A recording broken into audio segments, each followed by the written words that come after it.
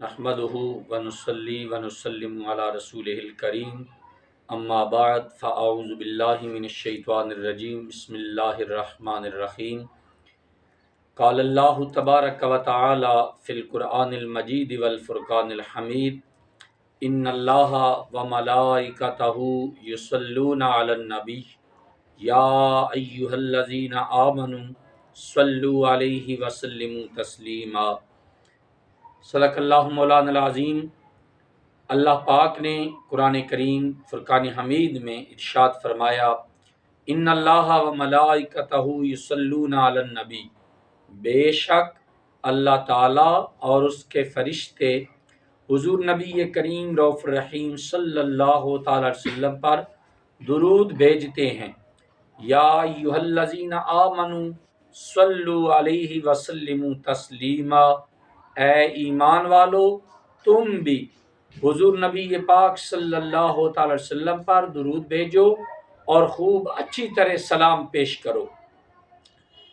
درود پاک ایسا عمل ہے جس کی نسبت اللہ کی طرف ہے کہ بے شک اللہ تعالی حضور نبی کریم صلی اللہ تعالی وسلم پر درود بھیجتا ہے۔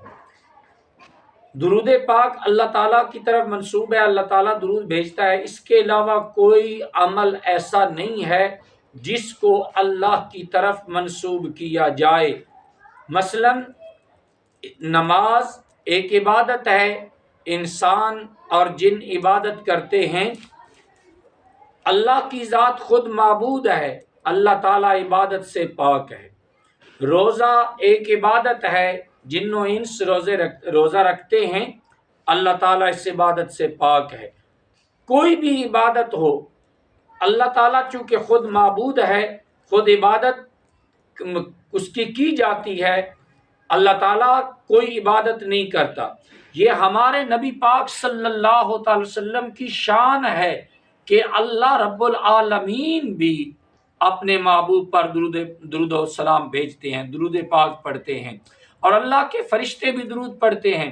پھر درود پاک ایسا عمل ہے جو کسی بھی صورت میں، کسی بھی وقت، کسی بھی حال میں پڑھا جا سکتا ہے، دن ہو رات ہو، صبح ہو شام ہو، بندہ چلتے پھرتے بھی پڑھ سکتا ہے، بیٹھ کے بھی پڑھ سکتا ہے، سفر کرتے ہوئے بھی پڑھ سکتا ہے۔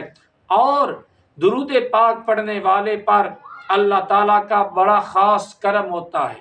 حضور نبی کریم رؤوف الرحیم صلی اللہ تعالی علیہ وآلہ وسلم کی خاص نگاہ ہوتی ہے۔